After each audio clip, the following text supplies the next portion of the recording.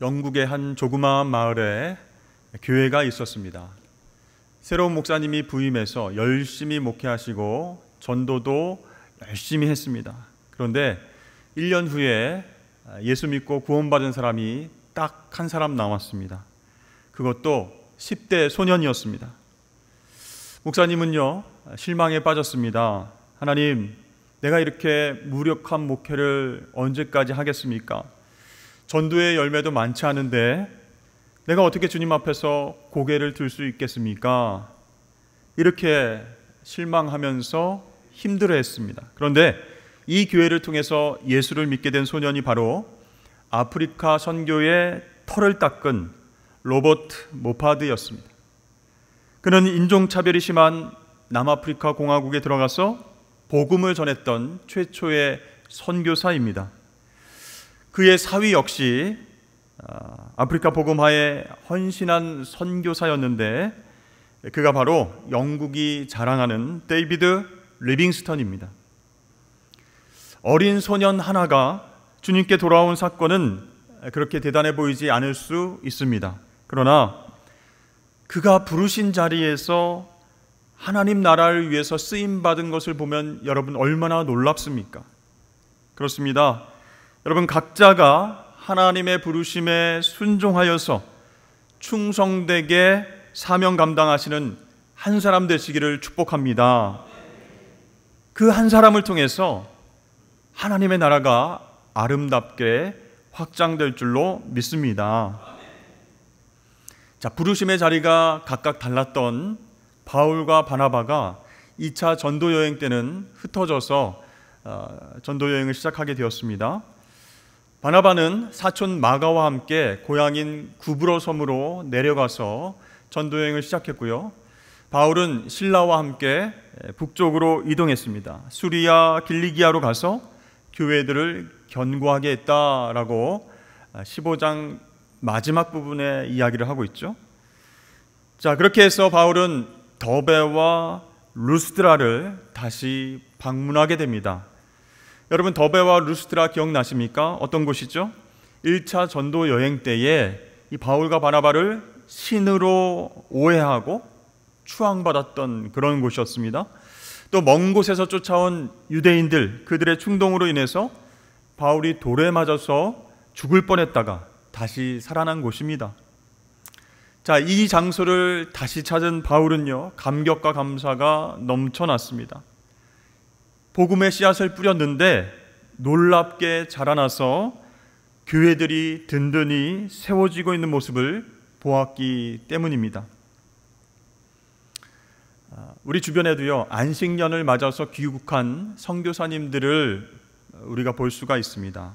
그 선교사님들은 몇 달 지나지 않아서 국내에서 편안하게 잘 쉬실 수 있음에도 불구하고 선교지로 빨리 다시 나가고 싶어 하십니다. 왜 그렇게 하실까요? 그동안 뿌려놓은 복음의 씨앗이 얼마나 잘 자랐는가, 또 눈물과 땀으로 목회한 그 교회가 평안하게 잘 있는가, 온통 그곳에 마음이 가 있기 때문에 돌아가고 싶은 마음이 있으신 거예요.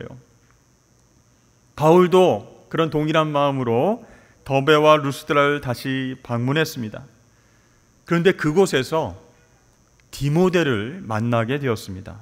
여러분 디모데 잘 아시죠? 어머니와 외조모의 신앙을 물려받은 이 디모데는요, 루스드라 출신 사람이었습니다. 그곳에서 바울이 복음을 전한 것, 기적을 행한 것, 돌에 맞아서 죽었다가 거의 죽었다가 살아난 것, 이 모든 것들을 목격하고 경험한 청년이었습니다.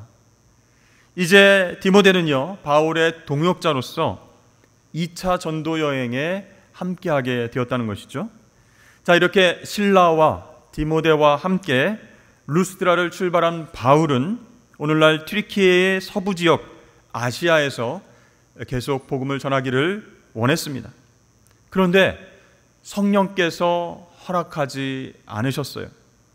그래서 바울 일행은 부르기아, 갈라기아 땅, 그 땅을 거쳐서 튀르키예 서북쪽에 있는 무시아로 올라가서 동쪽 비두니아로 가려고 했습니다. 그러자 이번에도 예수의 영이 허락하지 않았다, 이렇게 성경은 설명하고 있습니다. 자, 예수의 영인 성령께서 바울이 계획한 곳에서 복음을 전하지 못하게 하셨다. 그것이 선뜻 이해가 되지 않습니다. 여러분, 어느 곳이든 복음이 필요하지 않습니까? 복음을 전하려고 계획했는데 그것을 허락하지 않았다. 그러면 성령이 허락하시지 않은 것이 아니고 혹시 사탄이 방해한 것은 아닐까요? 자, 하나님의 영, 예수의 영, 성령께서 복음을 전하려고 하는데 그것을 막으신다. 그렇게 역사하실 수도 있는가? 이런 의문이 듭니다. 그런데요, 하나님께서 보시기에 이 소아시아는 바울이 다니면서 전도하지 않아도 이미 바울과 바나바를 통해서 뿌려진 그 복음의 열매가 맺혀져서 세워진 교회를 통해서 복음이 퍼져나갈 만큼 성장을 했던 것이죠. 그래서 복음의 불모지, 복음이 더 필요한 곳으로 성령 하나님께서 바울을 강권적으로 인도하셔서 그 아시아로 가려고 했던 것을 막으셨다라는 것입니다.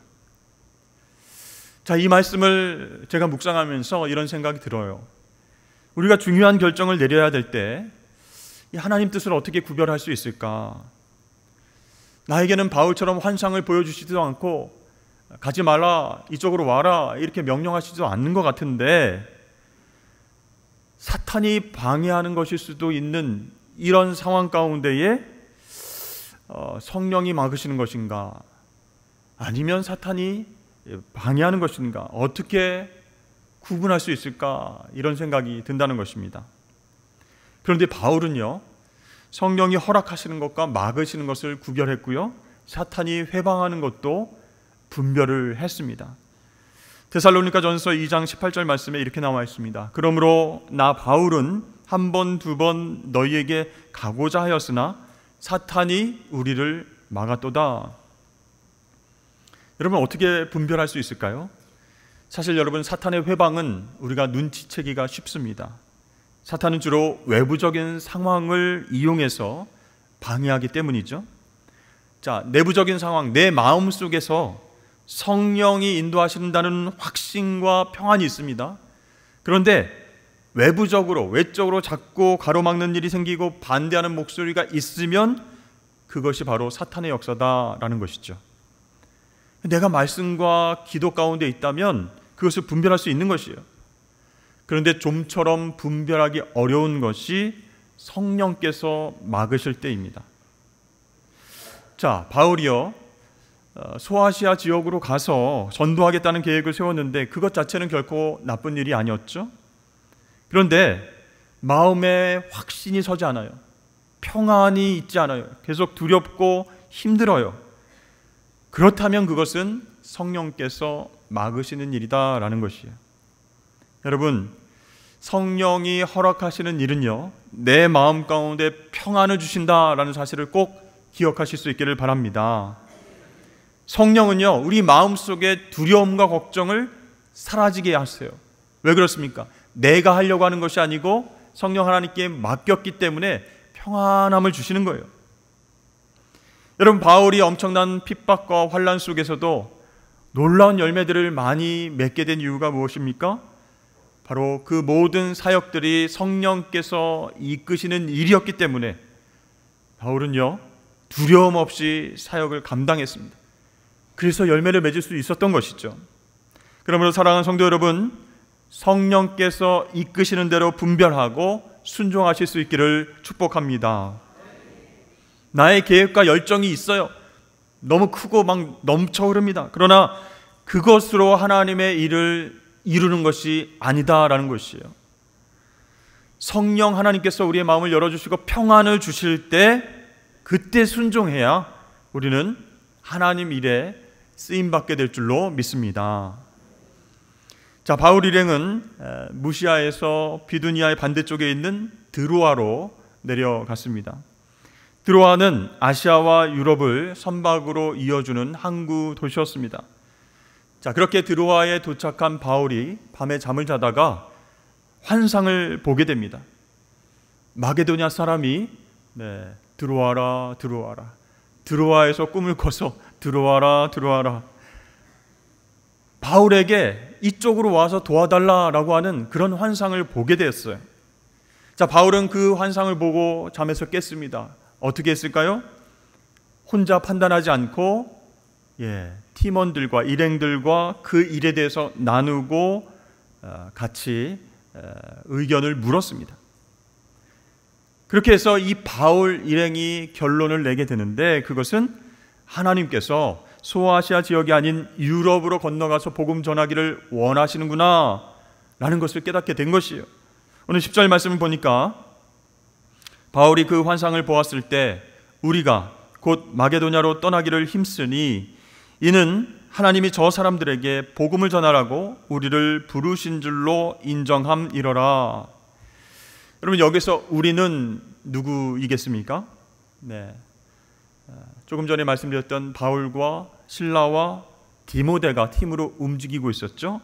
여기 한 명이 더 추가가 되었습니다. 바로 이 사도행전과 누가복음을 기록한 누가였습니다. 누가는요, 이방인이었고 직업은 의사였습니다. 헬라어가 모국어였고요, 지적인 이방인 엘리트였습니다. 이 누가는요, 바울 일행과 드로아에서 합류를 했는데 어떻게 만나게 되었는지는 성경에서 설명하지 않기 때문에 우리가 알 수는 없습니다. 그러나 한 팀이 된 이 누가를 통해서 놀라운 일들이 일어났습니다. 신약 성경 중에 누가복음과 사도행전이 기록될 수 있었다라는 사실이죠. 여러분, 그렇습니다. 우리의 삶은요, 하나님의 방법으로 하나님 앞에 기록된다라는 것이죠. 그리고 그 기록은 우리가 하나님 앞에 설 때에 하나님의 상과 벌을 받는 근거가 된다는 것입니다. 세상에 종말이 온다고 할지라도 이 하나님의 기록은 변함이 없습니다. 지워지지 않습니다. 그러므로 여러분, 보이지 않는 하나님께서 우리를 항상 지켜보고 계시고 우리 삶의 모든 행동들을 기록하고 계신다라는 것을 기억하시기를 바랍니다. 그것을 생각하고 기억할 때에 우리는 매 순간 진실된 그리스도인으로 살아갈 수 있습니다. 세상에서 큰 보상이 없다 할지라도 실망하지 않고, 내 생각과 계획대로 일이 풀리지 않는다고 원망하지 않고 하나님의 영광을 위해서 말하고 행동하게 된다라는 사실입니다. 자, 이 바울은요, 자신이 본 환상을 누구에게요? 실라와 디모데와 또 누가에게 설명을 했습니다. 그리고 그들은 바울이 본 환상을 하나님의 명령으로 인정했다, 이렇게 기록되어 있죠. 여기서 인정했다라고 번역된 헬라어는요, 함께 결합했다, 그런 뜻이 있습니다. 이것은 단순히 바울과 또 일행들의 의견이 일치를 보았다, 그런 뜻이 아닙니다. 자, 바울이 본 초자연적인 환상을 하나님의 뜻과 계획으로 해석하고 이성적으로 판단했다, 그런 뜻이에요. 그러니까 하나님의 환상과 그들의 이성이 결합되었다, 그런 뜻이 있습니다. 그러니까 신기하다, 하나님 이런 환상을 보여주셨네, 아무 생각 없이 환상을 따라서 행동한 것이 아니라 그들의 이성과 결합해서 생각하고 의논하고 판단한 결과 이것은 하나님의 뜻, 하나님의 명령이다라고 인정했다라는 것입니다. 여러분, 기록된 하나님의 말씀이 인간에게 주어지기 전까지는 하나님은 꿈과 환상과 이 모든 것들을 통해서 하나님 뜻을 계시하신 적이 많이 있습니다. 그러나 이 하나님 말씀, 성경이 우리에게 주어진 오늘날은요, 하나님께서 꿈과 환상으로 당신을 계시하지 않으시고 성경을 통해서 우리에게 말씀하세요. 성경 말씀을 통해서 당신의 뜻을 계시한다는 뜻이에요. 그러면 여러분, 하나님께서 우리에게 주신 이성이 얼마나 중요합니까? 그 이성을 동원해서 그것들을 뛰어넘는 하나님의 뜻과 계획을 바르게 이해할 수 있어야 한다는 것이죠. 우리는 육체적인 상황 가운데 살기 때문에 영적인 것을 굉장히 좋아합니다. 신비로운 체험을 굉장히 관심을 갖습니다. 그러나 여러분, 성경이 말하는 영적인 것은 무엇입니까? 이성적인 것을 내팽개치는 것이 아니라는 거예요. 하나님께서 주신 이성을 통해서 분별하는 능력 갖추는 것이 너무나 중요한 것이에요. 그래요? 그러면 이성이 너무 중요하군요. 그렇다고 해서 나의 이성을 하나님 위에 두라, 그런 뜻이 아니에요. 교만해지기 때문에 안 된다는 것이. 중요한 것은 성령의 역사는 이성을 무시하지 않는다라는 거예요. 성령께서 역사하셔서 마음이 뜨거워지고 막 감정적으로 너무나 감격스럽고 눈물이 나서 그렇게 순종해야 되겠다, 그것이 아니고 차가운 이성을 가지고 이것이 하나님의 뜻인가 분별할 때 그것을 사용하라 하신 것이죠. 여러분, 성령님은요, 우리의 지성과 감정과 의지를 통해서, 즉 전인적으로 역사하시는 하나님의 영이세요. 따라서 여러분, 우리가 신앙생활 할 때에 이성을 내팽개치고 맹신하는 어리석은 모습을 내려놔야 할 것입니다. 이제 바울 일행은요, 이 드로아에서 꿈을 꾸고 이것이 하나님 뜻이다 판단했으니까 배 타고 이제 빌립보에 도착을 하게 되었습니다. 12절 말씀을 보니까 빌립보를 이렇게 설명하고 있습니다. 이는 마게도냐 지방의 첫 성이요 또 로마의 식민지라. 이 당시 로마 제국의 속주였던 마게도냐 지방에서 가장 큰 도시는 행정수도였던 데살로니가였습니다. 그런데 오늘 본문에서는 빌립보를 마게도냐의 첫 성으로 소개합니다. 어떻게 잘못된 것일까요? 지금 누가가 그렇게 설명한 이유는 빌립보가 가장 큰 도시다라고 이야기한 것이 아니라 빌립보가 지리적이고 상업적이고 역사적으로 중요한 도시다라는 것을 기술을 한 것이죠. 자, 이렇게 중요한 도시 빌립보에 도착한 바울 일행은 무엇을 먼저 했을까요? 유럽 땅에 먼저 왔으니까 아름다운 경치를 봅시다. 정말 아름다운 건축물을 한번 바라봅시다. 거대하고 화려한 도시를 관광하러 다니지 않았습니다. 또 원형극장에서 열리는 연극과 수많은 볼거리에 마음을 뺏기지 않았습니다. 왜 그렇게 했을까요? 성령 하나님께서 유럽 땅으로 인도하신 목적이 분명히 있다 생각하고 다른 것에 마음을 뺏기지 않았다는 뜻이에요. 그들은 빌립보에서 수일을 지내다가 안식일을 맞아서 기도할 곳을 찾았습니다. 혹시 회당이 있을까 찾아봤는데 회당이 없는 것이에요. 그러다가 강가에 모인 사람들 중에서 루디아라고 하는 여성 상인을 만나게 되었습니다. 그녀는 두아디라 출신으로 당시 왕족이나 귀족들이 즐겨 입던 고급 옷감이었던 자색 옷감을 팔아서 부를 축적한 성공한 CEO, 그런 사장님이었어요. 그녀는 하나님을 섬기는 이방인이었습니다. 그래서 안식일 날 강가에 기도하러 나왔다가 바울 일행을 만나게 되었습니다. 사실 여러분, 자신의 힘과 지혜와 노력으로 사업에 성공한 사람들은 어떻게 살까요? 굉장히 바쁘게 살아갑니다. 또 사업의 아이디어, 여러 가지 아이템들을 어떻게 또 크게 불릴까, 어떻게 하면 사업을 확장할까, 이런 생각에 굉장히 분주하게 생활하게 됩니다. 그런데 이 루디아는 어떻게 했습니까? 하나님을 의지하고 기도하는 신실한 사람이었어요. 그래서 때로는 이런 생각이 들 수도 있겠죠. 안식일날 강가에 모여서 기도하는 것이 무슨 대수인가? 한 번쯤 쉬어도 되지 않을까? 이곳에는 회당도 없고 또 신앙을 이끌어줄 만한 지도자도 없는데 이 시간에 사업이나 열심히 해서 돈을 좀 벌면 좋겠다, 이런 생각을 할 수도 있었습니다. 그러나 루디아는요, 안식일마다 꼬박꼬박 강가에 나와서 하나님 앞에 기도했다는 것이죠. 그렇게 하나님을 신뢰하고 기도하던 루디아가 정말 하나님의 은혜로 바울 일행을 만나게 되었고 그때 복음을 듣게 되었습니다. 그러니까 유럽에서 예수 믿고 구원받은 첫 번째 하나님의 자녀가 되었다는 사실이에요. 그녀는요, 백부장 고넬료처럼 유대인의 영향을 받아서 하나님 믿기는 했지만 예수 그리스도 복음을 알지는 못했습니다.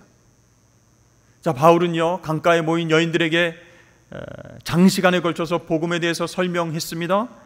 다른 여인들은 귀담아 듣지 않았지만 이 루디아는 단 한마디도 놓치지 않고 처음부터 끝까지 경청했습니다. 여러분, 어떻게 그것이 가능했을까요? 우리 다 함께 14절 말씀을 읽어보도록 하겠습니다. 시작. 주께서 그 마음을 열어 바울의 말을 따르게 하신지라. 아멘. 누가요? 주께서 즉 성령께서 마음을 열어서 바울의 말을 따르게 하셨다, 집중케 하셨다, 그런 뜻이에요. 자신의 의지와 노력의 결과가 아니라 성령께서 루디아의 마음을 감동시키시고 집중하게 하셨다, 그런 뜻입니다. 여러분, 우리 주변에 또 우리 가정에 믿음이 연약한 사람들이 있습니다. 그래서 함께 예배 나오기를 힘들어하는 사람들이 있어요.